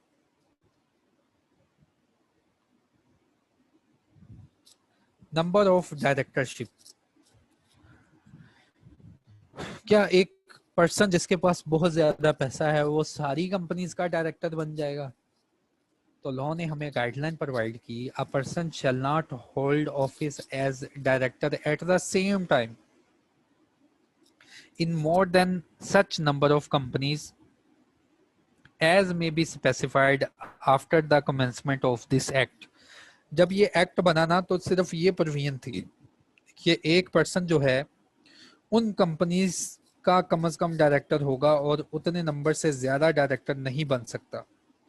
ये प्रोविजन कहने के बाद ना ये एक्ट चुप हो गया, जो कि हम स्पेसिफाई करेंगे। कहने का मतलब ये था इस एक्ट का कि एक पर्सन जो है ना किसी लिमिटेड नंबर तक कंपनी की बोर्ड ऑफ डायरेक्टरशिप में अपना हिस्सा डाल सकता है। तो ये प्रोविजन कहने के बाद, इस सेक्शन की ये प्रोविजन कहने के बाद खामोश होगी कि कितने नंबर, ये इख्तियार एससीसीपी ने अपने पास रख लिया कि एक पर्सन एक वक्त में उन कंपनीज का ही, उतने नंबर्स का ही डायरेक्टर होगा जो हम स्पेसिफाई करेंगे। ये इख्तियार एससीसीपी ने रख लिया। तो ये इख्तियार एससीसीपी ने बाद में यूज किया कोड ऑफ कॉर्पोरेट गवर्नेंस में। कोड ऑफ कॉर्पोरेट गवर्नेंस में एससीसीपी ने फिर एक्सप्लेन किया, a person holding the position of director in more than 7 companies on the commencement of this act shall ensure the compliance of this section within 1 year of such commencement। फिर code of corporate governance में जो 2017 में आया था वहां तो 5 companies का use किया था कि खबरदार अगर आपके पास 5 कंपनी से ज्यादा की डायरेक्टरशिप है तो विद इन 1 ईयर, 2017 में ये एक्ट आया था, विद इन 1 ईयर आप अपनी डायरेक्टरशिप छोड़ दें, सिर्फ 5 कंपनी में अपनी डायरेक्टरशिप रखें। लेकिन जो अमेंडमेंट हुई ना कोड ऑफ कॉर्पोरेट गवर्नेंस 2019 में, तो उन्होंने 2 कंपनी का रिलैक्स कर दिया। उन्होंने कह दिया कि आप लोग ना 7 कंपनीज की कम से कम डायरेक्टरशिप रख सकते हैं, ज्यादा से ज्यादा। आप एक कंपनी के एग्जीक्यूटिव डायरेक्टर हो सकते हैं, 2 के हो सकते हैं, 3 के हो सकते हैं, 4 के हो सकते हैं, 5 के हो सकते हैं, 6 के हो सकते हैं, 7 के हो सकते हैं। हाँ, 7 से ज्यादा के पास, ज्यादा की आपके पास डायरेक्टरशिप है तो उस ऑफिस को खाली कर दें with in 1 year of the commencement of this act. ठीक है, तो उसके बाद इन्होंने बताया कि डायरेक्टरशिप अगर आपकी लिस्टेड सब्सिडरी में है, ऐसी सब्सिडरी जो कि लिस्टेड है, तो वो इसमें काउंट नहीं होगी, वो इन नंबर्स में काउंट नहीं होगी। ये डायरेक्टरशिप बता रहे हैं होल्डिंग कंपनीज की, ऐसी कंपनीज जो कि फुल फ्लेज हैं उनकी डायरेक्टरशिप बता रहे हैं कि उतने नंबर आपके पास होने चाहिए। नंबर ऑफ डायरेक्टर्स के बाद eligibility for directors and elections of directors. किसी भी कंपनी का, अब हम एग्जीक्यूटिव लाइन पढ़ने लगे हैं कि एग्जीक्यूटिव डायरेक्टर्स और दूसरे जो डायरेक्टर्स हैं उनको कब और कैसे अपॉइंट किया जा सकता है। ये लाइन पढ़ने के बाद मैं आपके क्वेश्चंस की तरफ आऊंगा। आपके पास जो भी अंडरस्टैंडिंग है और जो भी कंफ्यूजन है अब तक के लिए, वो आप अपना क्वेश्चन राइट करेंगे और शेयर करेंगे।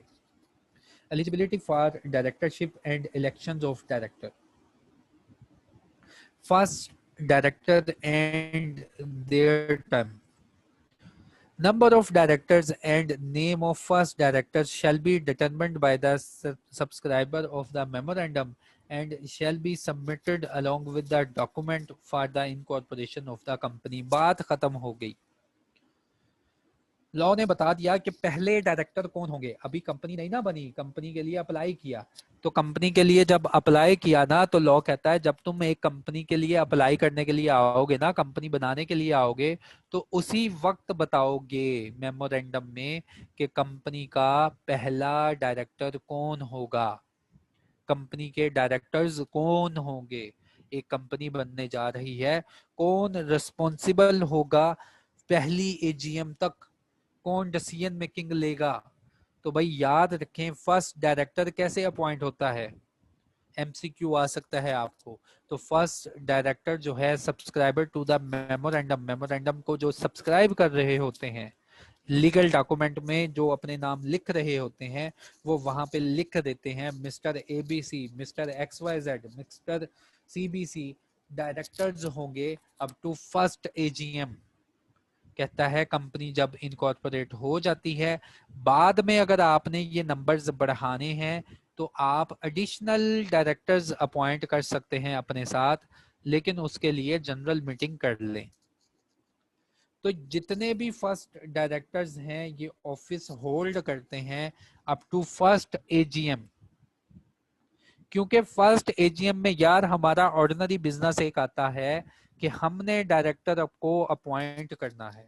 हमने आने वाले वक्त के लिए जो पहले डायरेक्टर्स थे वो रिटायर हो चुके हैं and will be eligible for reappointment, लेकिन लॉ की रिक्वायरमेंट है कि पहले डायरेक्टर भाई कौन होंगे? पहले डायरेक्टर वही लोग होंगे जिनका नाम सब्सक्राइबर मेमोरेंडम में लिख आते हैं कि पहली एजीएम तक ये जो फलां लोग हैं कंपनी के डे टू डे अफेयर्स को मैनेज करेंगे, डिसीजन मेकिंग लेंगे, जो भी लीगल रिस्पॉन्सिबिलिटीज है इनकी है, जो भी लॉ की रिक्वायरमेंट है इन्होंने फुलफिल करनी है। तो जो पहले डायरेक्टर्स होते हैं याद रखना है वो बाय मेमोरेंडम अपॉइंट होते हैं, उनके ऊपर कोई इलेक्शन नहीं होता, उनके ऊपर कोई वोटिंग पावर नहीं लगती। पहले डायरेक्टर्स अगर उनको फील हो कि कुछ और डायरेक्टर भी हमें चाहिए तो एक जनरल मीटिंग के थ्रू मजीद डायरेक्टर अपॉइंट कर सकते हैं। जो पहले डायरेक्टर्स होते हैं ये फर्स्ट एजीएम तक कंपनी के साथ रहेंगे। ठीक है, यहाँ तक अगर आपका कोई क्वेश्चन है तो मैं क्वेश्चन विंडो की तरफ आने लगा हूँ। अपने अपने क्वेश्चन जो हैं वो रेज करें, देयर आफ्टर हम आगे चलेंगे। अच्छा जी, सबसे एंड पे आते हैं sir, substantial shares mean 10% of capital. जी, बेनिफिशियल ओनरशिप जो है वो 10% शेयर से स्टार्ट हो जाती है, एटलीस्ट 10% की शेयर परसेंटेज हो तो सलेमान वो गिना जाता है बेनिफिशियल ओनरशिप में। और सब्सटेंशियल शेयर्स को भी बाज दफ़ा 10% से भी डिनोट कर लिया जाता है। अच्छा, आतिफ क्या कहते हैं सर, ये नेचुरल पर्सन का मतलब है? नेचुरल पर्सन का मतलब है मैं और आप, ठीक है, एक जीता जागता पर्सन, ये नेचुरल पर्सन कहलाता है। इसके बाद एक मिनट ये रिमूव कर दूं। एलिजिबिलिटी का थर्ड पॉइंट ये है कि फर्स्ट डायरेक्टर जिनको, ये किसका क्वेश्चन था, हीरा जो फर्स्ट डायरेक्टर्स होंगे ना उनको मेमोरेंडम के थ्रू तो अपॉइंट कर लिया जाता है, लेकिन ये कब तक कंपनी के साथ रहेंगे, ये कब तक अपनी पार्ट्स को यूज कर सकेंगे? ये डायरेक्टर्स जो होते हैं ना ये अपनी पार्ट्स को यूज कर सकेंगे फर्स्ट एजीएम तक। फिर लोगों का पैसा लगा हुआ है, लोग आके डिसाइड करेंगे नेक्स्ट पीरियड के लिए कौन कंपनी को गाइड करेगा। क्या ये तीसरा पॉइंट था का क्वेश्चन हो गया? सर काइंडली कंपनी की हायरार्की बता दें। उस्मान, हायरार्की मैंने शुरू कर ली है यार। बोर्ड ऑफ डायरेक्टर्स में एक बोर्ड ऑफ डायरेक्टर है, बोर्ड ऑफ डायरेक्टर ऐसा बोर्ड जो कि डिसीजन मेकिंग ले रहा है, उसमें मैंने पहला बंदा जो है ना वो स्टार्ट कर लिया। उस पहले बंदे का नाम है डायरेक्टर, ठीक है, उस पहले बंदे का नाम क्या है, डायरेक्टर्स, वो मैंने स्टार्ट कर लिया। फिर इसके बाद हम सीईओ, सीएफओ, कंपनी सेक्रेटरी, इन सबको पढ़ेंगे यार। हमने मैनेजमेंट को स्टार्ट कर लिया, ठीक है। अभी हमने जो लाइन स्टार्ट कर ली है ना ये बोर्ड ऑफ डायरेक्टर्स में डायरेक्टर्स को पढ़ना शुरू कर लिया है। फिर जब हम इनको कंप्लीट करेंगे तो इंशाल्लाह इसकी हायरार्की भी आपको समझ आ जाएगी।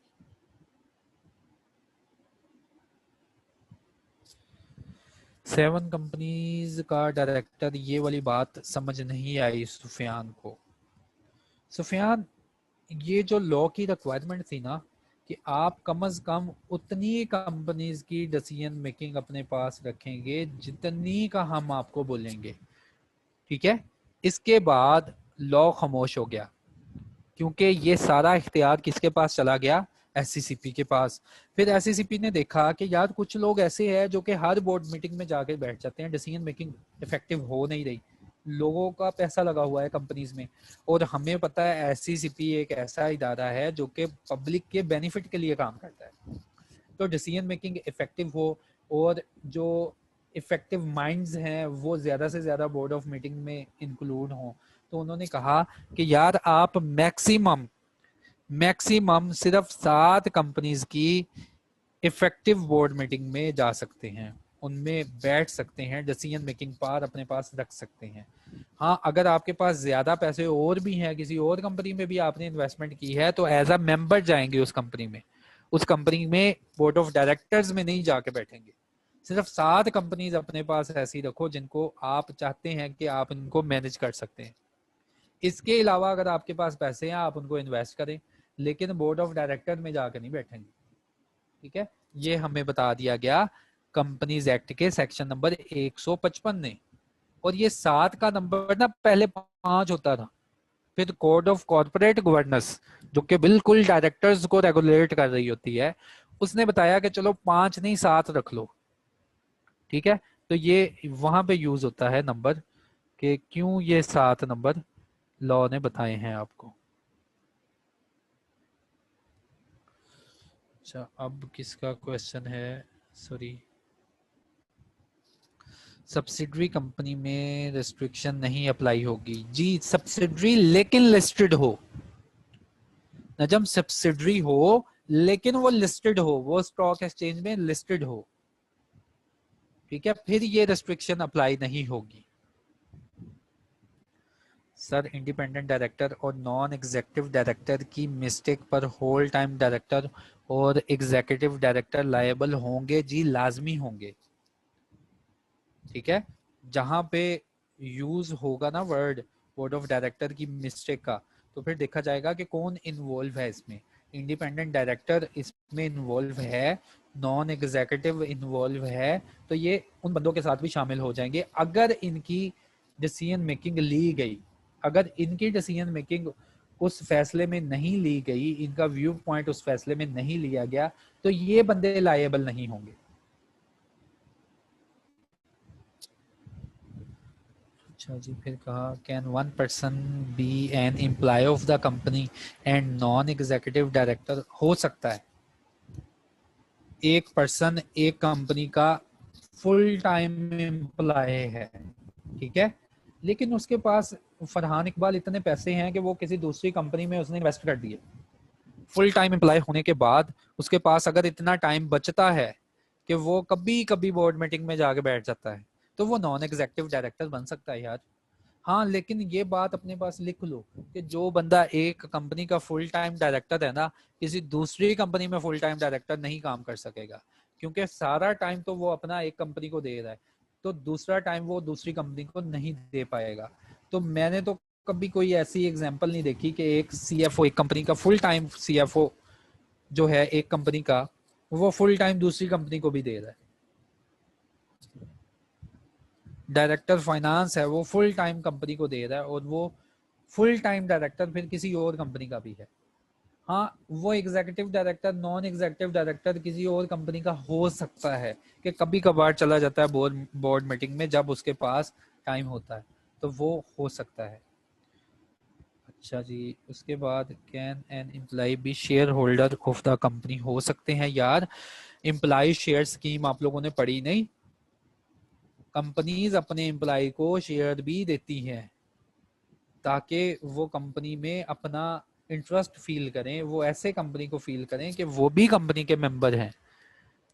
तो एम्प्लॉय जो होते हैं ना, बाज़ दफा कंपनी के शेयर होल्डर भी होते हैं, हो सकते हैं साथ। अच्छा, उसके बाद सर, इंडिपेंडेंट और नॉन एग्जीक्यूटिव की भी कोई लिमिट होती है कंपनी में? ज़रूर होती है। हमने कोड ऑफ कॉर्पोरेट गवर्नेंस पढ़ना है। याद रखना, इंडिपेंडेंट और नॉन एग्जीक्यूटिव डायरेक्टर लाजमी रखने हैं, लिस्टेड कंपनी ने लाजमी रखने हैं। इनके बगैर लिस्टेड कंपनी का बोर्ड चलने ही नहीं देना, ठीक है, लाजमी रखने हैं। इसके अलावा जो कंपनीज है उनके ऊपर ऑप्शनल है, रखने हैं रख लो, नहीं रखने ना रखो। लेकिन लिस्टेड कंपनी में ये दो बंदे, ये दो कैटेगरीज लाजमी होती हैं। और कम से कम कितने होने चाहिए, ये कोड ऑफ कॉर्पोरेट गवर्नेंस 2019 ने बता दिया है कि ये कितने होने चाहिए। जैसे कोड ऑफ कॉर्पोरेट गवर्नेंस ने बता दिया ना कि एटलीस्ट जो है ना 7 डायरेक्टरशिप अपने पास रखो।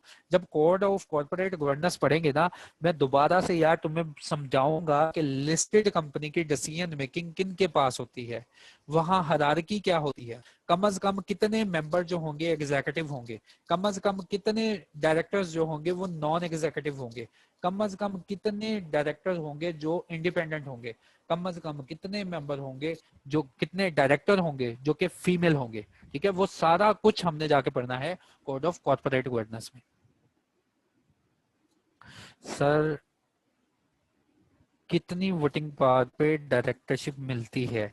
अभी हमने पढ़ना है ना कि डायरेक्टर को अपॉइंट कैसे करना है। तो पहले तो हमने पढ़ लिया कि डायरेक्टर, जो पहला डायरेक्टर होता है ना, वो मेमोरेंडम अपॉइंट कर देता है। आगे हमने वोटिंग प्रोसेस पढ़ना है गुफरान। इंशाल्लाह कल के लेक्चर में मैं तुम्हें बताऊंगा कि कैसे वोटिंग होती है और कैसे एक डायरेक्टर अपॉइंट होता है। Sir without issue of prospectus employee share ले सकता है? Section securities act 87। देखो, एम्प्लॉय शेयर स्कीम के ऊपर ना एक अलग से रेगुलेशन है, कंपनीज एक्ट में मौजूद है। ठीक है, तो एम्प्लॉय शेयर स्कीम को ना वो डील कर रहे होते हैं, ना कि सिक्योरिटीज एक्ट जो है वो डील कर रहा होता है। सर डायरेक्टर्स की मैक्सिमम लिमिट भी है, क्योंकि लोग सैलरी लेने की खातिर ज़्यादा डायरेक्टर भी अपॉइंट कर लेते हैं। देखें फरहान इकबाल, मैक्सिमम लिमिट तो नहीं, लेकिन मिनिमम लिमिट बता दी गई। देखो, एक प्राइवेट कंपनी है, उसमें ज़्यादा से ज़्यादा कितने मेंबर होंगे? 50 मेंबर होंगे। अच्छा, अब प्राइवेट कंपनी है, लोगों का अपना पैसा लगा हुआ है, तो 50 के 50 अगर कह दें कि हम सब ने डायरेक्टर बनना है तो बन सकते हैं, मैक्सिमम 50 मेंबर बन सकते हैं। मेरे पास एक ऐसी कंपनी है जो कि सियालकोट में मौजूद है और वो सबसे हैप्पी कंपनी है, एक गारंटी लिमिटेड है। उस कंपनी की खासियत पता क्या है? जो मेंबर बनता है उसको डायरेक्टर बना लेते हैं, और मेरी नजर में वो एक हैप्पी कंपनी है, वो सबकी डिसीजन मेकिंग चलती है वहां पे। तो मैक्सिमम लिमिट यार कुछ नहीं है, मैक्सिमम लिमिट लॉ ने डिफाइन नहीं की। आपका अपना पैसा लगा हुआ है, आपके इख्तियार में है कि नंबर कितने फिक्स करने हैं। हाँ, इन नंबर की तादाद जो फिक्स होती है ना, जनरल मीटिंग में फिक्स होती है। नंबर ऑफ डायरेक्टर्स कितने रखने हैं, सब लोग इकट्ठे हो जाते हैं और सब लोग मीटिंग में फैसला करते हैं कि हाँ, कि हमने कितने नंबर ऑफ डायरेक्टर्स अपॉइंट करने हैं। अच्छा, ये भी हो गया। पब्लिक कंपनी में तो अपना पैसा नहीं होता। क्यों नहीं होता? लोगों का भी होता है, अपना भी होता है। तो जैसे मैंने गारंटी लिमिटेड की एग्जांपल दे दी ना, कि सबकी गारंटी है लेकिन सब जो है वो डायरेक्टर भी हैं। सर विदाउट, ये भी हो गया था, ये हो गया। सर एक पर्सन एक कंपनी में मल्टीपल डायरेक्टरशिप होल्ड कर सकता है? देखो, एक पर्सन जो है ना एग्जीक्यूटिव डायरेक्टर है, तो वो नॉन एग्जीक्यूटिव कैसे बनेगा? एग्जीक्यूटिव डायरेक्टर इसी पर्पस के लिए बनाना कि यार मैं वॉलंटियर हूँ, मुझे आप day to day decision making में दे दो। जब वो बंदा एग्जीक्यूटिव की कैटेगरी में चला गया तो बताओ वो नॉन एग्जीक्यूटिव बन सकता है? नहीं बन सकता, क्योंकि नॉन एग्जीक्यूटिव की डेफिनेशन से ही वो निकल गया। हाँ, अगर एक बंदा एग्जीक्यूटिव डायरेक्टर है, वो कहे जी मैं जी डायरेक्टर बनना चाहता हूँ, मैं डायरेक्टर बनना चाहता हूँ इंडिपेंडेंट, तो वो भी नहीं बन सकता, क्योंकि इंडिपेंडेंट डायरेक्टर नहीं वो बन सकता। हाँ, अगर एक ऐसा पर्सन जो कि क्वालिफाइड है, उसके पास पैसे भी इतने थे कि वो डायरेक्टर बन गया, एग्जीक्यूटिव डायरेक्टर बन गया। अब वो कहता है कि आप लोग, क्योंकि मैंने ACMA किया हुआ है, आप लोग ना मुझे कंपनी का फाइनेंस डायरेक्टर भी अपॉइंट कर दें तो हो सकता है। ठीक है, क्योंकि था वो एग्जीक्यूटिव डायरेक्टर और वो फिर कह रहा है कि मुझे आपने फाइनेंस डायरेक्टर भी तो रखना है, आप मुझे ही रख लें क्योंकि मेरी इतनी काबिलियत है। तो ऐसा हो सकता है कि वो मल्टीपल डायरेक्टरशिप इस सेंस में रख सकता है। पब्लिक कंपनी में, अच्छा ठीक है, AOA नंबर ऑफ डायरेक्टरशिप की रेस्ट्रिक्शन में नॉन एग्जीक्यूटिव डायरेक्टर और इंडिपेंडेंट डायरेक्टर इंक्लूड होते हैं। देखो, नॉन एग्जीक्यूटिव डायरेक्टर और इंडिपेंडेंट डायरेक्टर की पहले तो हमने बात करनी है लिस्टेड कंपनी में। फिर लिस्टेड कंपनी में ना ये जो 7 का नंबर बताया ना कि कम से कम 7 नंबर होने चाहिए, तो वो कोड ऑफ कॉर्पोरेट गवर्नेंस की रेगुलेशन है, वो हम वहां पे पढ़ेंगे। सर हाईली पेड कौन सा डायरेक्टर होता है? Whole time director. देखो, डायरेक्टर की जितनी पे होगी ना जनरल मीटिंग डिसाइड करेगी, और जनरल मीटिंग में पे स्केल इनका डिसाइड होता है, उसी के ऊपर पेमेंट होती है। ठीक है, डायरेक्टर अपनी मर्जी से तनख्वाह या सैलरी नहीं ले सकते। ये हम सारा पढ़ेंगे कोड ऑफ कॉर्पोरेट गवर्नेंस में इंशाल्लाह। अच्छा, उसके बाद सर सेक्शन 55 का 2 पॉइंट एक्सप्लेन कर दें। होपफुली मैंने एक्सप्लेन कर दिया था कि, और ये मुझसे उन्होंने भी पूछ लिया था नजम साहब ने, कि डायरेक्टरशिप जो है उसमें सब्सिडरी की काउंट नहीं होनी। हाँ, अगर लिस्टेड सब्सिडरीज में आपकी डायरेक्टरशिप है ना, ऐसी सब्सिडरी जो कि लिस्टेड है, तो उसके नंबर्स नहीं काउंट होंगे मैक्सिमम लिमिट में। सर डायरेक्टर्स की मैक्सिमम लिमिट, ये भी हो गया। फरहान इकबाल साहब का भी क्वेश्चन हो गया। उसके बाद sir first director first AGM तक रहता है, क्या वो दोबारा डायरेक्टर बन सकता है? हाँ जी बिल्कुल, हमने पढ़ना है अभी। एक डायरेक्टर जो कि रिटायर हो गया वो एलिजिबल टू बी रीअपॉइंटेड होता है। ठीक है, ये भी हमने पढ़ना है। उसके बाद सर आप बता रहे थे इंडिपेंडेंट डायरेक्टर दिखेगा कि डायरेक्टर सेल परचेज कर रहा है, तो सर ये रिलेटेड पार्टी ट्रांजैक्शन हुई और ये काम एक्सटर्नल ऑडिटर का है ना। देखो, रिलेटेड पार्टी ट्रांजैक्शन के ऊपर डिटेल में कंपनीज एक्ट में भी रिक्वायरमेंट मौजूद है। जो एक्सटर्नल ऑडिटर होता है ना, वो यही रिक्वायरमेंट चेक कर रहा होता है। तो इसके अलावा एक और चेक बैठा दिया गया कि इंडिपेंडेंट डायरेक्टर भी देखे कि कोई ऐसी डिसीजन मेकिंग तो नहीं हो रही जो बाइस्ड हो रही है। ठीक है, तो ये भी हो गया पॉइंट आपका। नंबर ऑफ मैक्सिमम डायरेक्टर्स नहीं डिफाइन किए गए, मैक्सिमम की कोई लिमिट नहीं। सर किसी कंपनी का इंडिपेंडेंट डायरेक्टर किसी और उसी कंपनी का नॉन, नहीं यार, उन्होंने कह दिया ना कि इंडिपेंडेंट डायरेक्टर जो है ना, इंडिपेंडेंट डायरेक्टर जो है वो, पहले सुन लो, इंडिपेंडेंट डायरेक्टर ऐसा डायरेक्टर जो कि किसी कंपनी में उसका कोई इंटरेस्ट नहीं है। हाँ, इंडिपेंडेंट डायरेक्टर उस कंपनी का नॉन एग्जीक्यूटिव डायरेक्टर भी बन सकता है, क्योंकि नॉन एग्जीक्यूटिव डायरेक्टर की लिमिट में ना एक हमने पॉइंट पढ़ा है कि ये सब्सटेंशियल या ये बेनिफिशियल ओनर नहीं होता कंपनी का। तो बेनिफिशियल ओनर कौन नहीं हो सकता? ऐसा पर्सन भी नहीं हो सकता जिसके पास 0% की शेयर होल्डिंग हो। तो इंडिपेंडेंट डायरेक्टर किसी कंपनी का नॉन एग्जीक्यूटिव डायरेक्टर भी बन सकता है। ठीक है, 7 कंपनीज का डायरेक्टर, ये बात समझ नहीं आई सुफियान, ये मैंने बता दिया आपको कि मैक्सिमम जो है ना, मैक्सिमम आप इंडिपेंडेंट कंपनीज की जो होल्डिंग कंपनीज हैं इनकी 7 से ज्यादा डायरेक्टरशिप में बैठ सकते हैं। ओ सॉरी, मैक्सिमम 7 तक डायरेक्टरशिप में बैठ सकते हैं, 7 से ज्यादा नहीं। पहले ये 5 नंबर होते थे, लेकिन 2019 में इनको बढ़ा के 7 किया गया। ये नेचुरल पर्सन का क्या मतलब है, ये मैंने बता दिया था। It is permissible for a company to have all directors of the same specified kind। Listed के अलावा साथ का क्वेश्चन है कि क्या सारे के सारे डायरेक्टर एक जैसे हो सकते हैं? तो लिस्टेड कंपनी के अलावा सारे के सारे डायरेक्टर एक जात से, एक घर से, एक रंग के, एक नस्ल के हो सकते हैं। लिस्टेड कंपनी के अलावा बात कर रहा हूँ, लेकिन लिस्टेड के लिए ना लिस्टेड कंपनी के लिए पूरी एक डिटेल में रेगुलेशन मौजूद है, कोड ऑफ कॉर्पोरेट गवर्नेंस, और उसमें बताया जाएगा कि आपका गवर्नेंस स्ट्रक्चर जो है वो किन टाइप का होना चाहिए, उसमें कौन कौन से क्वालिफाइड मेंबर और कौन कौन से नॉन क्वालिफाइड मेंबर होने चाहिए। ठीक है, तो इनके अलावा अगर देखो आपके पास पैसे हैं, आप एक कंपनी खोलें, अपने घर के ही सारे मेंबर उसमें डायरेक्टर बना रहे, तो आपकी मर्जी, लेकिन लिस्टेड में ये चक्कर नहीं है। नेचुरल पर्सन में कौन आता है ये बता दिया था मैंने। सेक्शन 154 में पॉइंट ए बी का डिफरेंस क्लियर कर दें। इरा का क्वेश्चन है, क्वेश्चन 154 में, क्वेश्चन 154 में, अच्छा सेक्शन 154 में 154 ये है डिफरेंस। अच्छा दोबारा मैं क्वेश्चन पढ़ लूँ हिरा का। हिरा कह रही है ए और बी का डिफरेंस। देखें, दो प्राइवेट कंपनी दो किस्म की होती है। एक ऐसी कंपनी जिसकी रिक्वायरमेंट है जो कि कंपनीज एक्ट 2017 के थ्रू रजिस्टर होती है, और उस कंपनी की रिक्वायरमेंट होती है कि कम से कम 2 मेंबर हों तो प्राइवेट कंपनी बनेगी।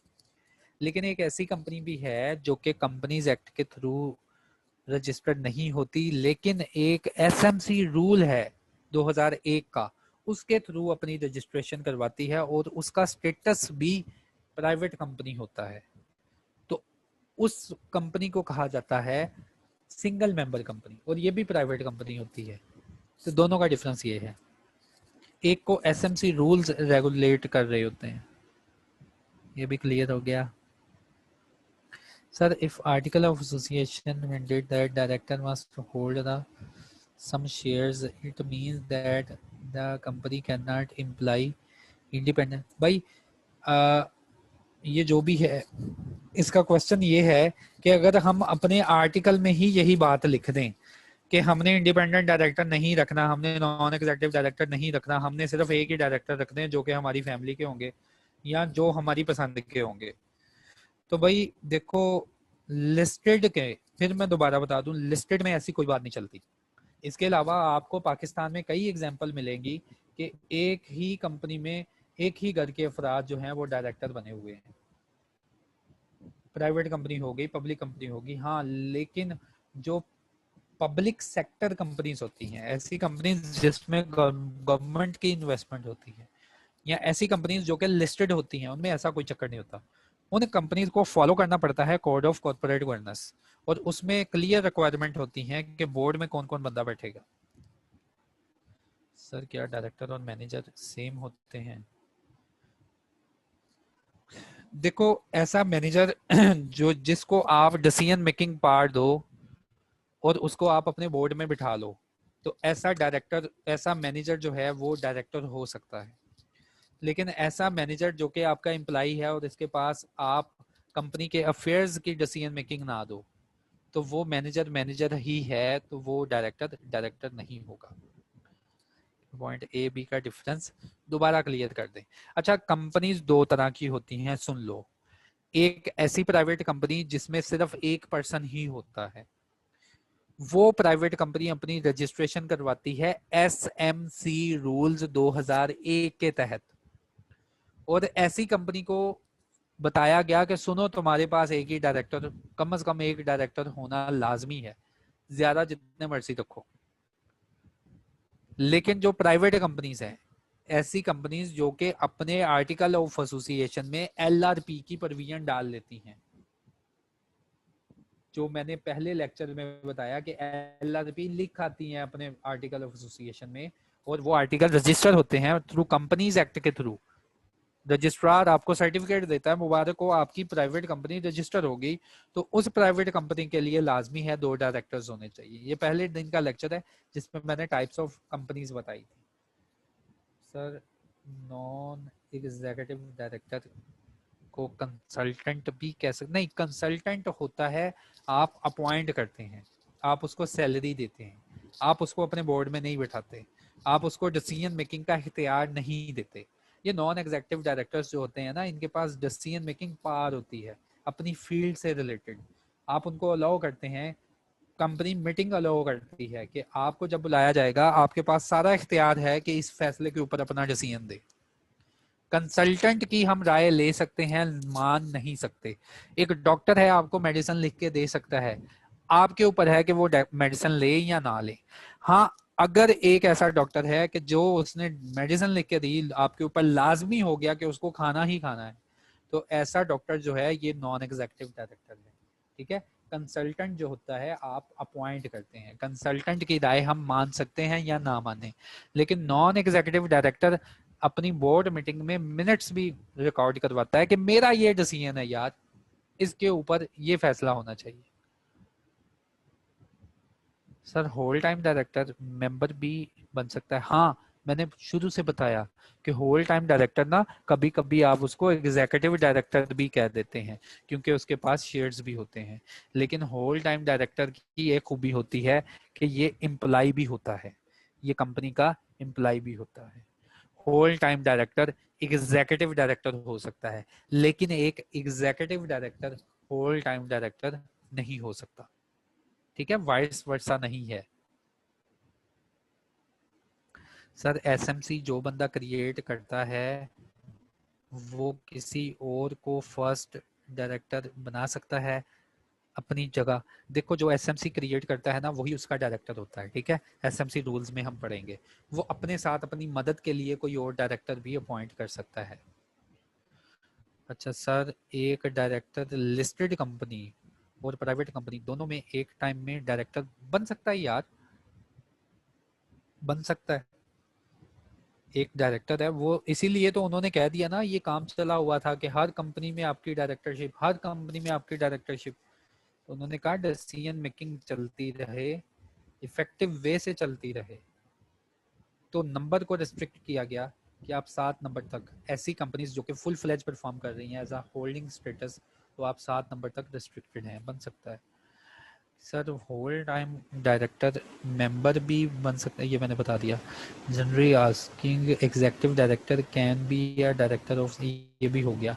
सर डायरेक्टर जो है, डायरेक्टर को शेयर होल्डर अपॉइंट करते हैं। टाइप्स ऑफ डायरेक्टर को, डायरेक्टर देखो, शेयर होल्डर जो अपॉइंट करते हैं ना, वो उनके पास इख्तियार होता है डायरेक्टर्स को अपॉइंट करने का जो कि एग्जीक्यूटिव लेवल के होते हैं। बाकी जो डायरेक्टर्स होते हैं ना, उनको अपॉइंट किया जाता है, उनको रखा जाता है, उनकी जो होती है ना वोटिंग, वो इलेक्शन के थ्रू नहीं आते। तो ये सारी जो रिक्वायरमेंट है इंशाल्लाह हम दोबारा रिपीट करेंगे। तो इंशाल्लाह कल का जो लेक्चर है यार, मोस्ट इंपॉर्टेंट हमारे एग्जाम पॉइंट ऑफ व्यू से भी, क्योंकि उसमें सेक्रेटेरियल प्रैक्टिसेस ज़्यादा हैं। इलेक्शन ऑफ डायरेक्टर होने वाला है कल। अभी तक मैंने आपको डायरेक्टर्स की टाइप्स बता दी कि डायरेक्टर्स कितनी रंग के होते हैं। हाँ, ये टाइप्स होती हैं लिस्टेड कंपनी में। ये टाइप्स इसलिए बताना लाजमी थी ताकि आगे चल के आपको मसला ना हो, और आपने भी ये टाइप्स सुनी होगी। हम दोनों एक पेज पे आ जाएं, इसलिए मैंने ये टाइप्स रिपीट की। फर्स्ट डायरेक्टर मैंने बता दिया कि जब एक कंपनी बनने लगती है, चाहे वो कोई भी कंपनी हो, लिस्टेड, अनलिस्टेड, प्राइवेट, जो भी हो, जो मेमोरेंडम में नाम होगा ना वही डायरेक्टर होंगे और फर्स्ट एजीएम तक होंगे। इंशाल्लाह कल के लेक्चर में हम देखेंगे कि डायरेक्टर को कैसे सिलेक्ट अपॉइंट किया जाता है और उसकी सेक्रेटेरियल प्रैक्टिसेस क्या है। ओके जी, अल्लाह हाफिज।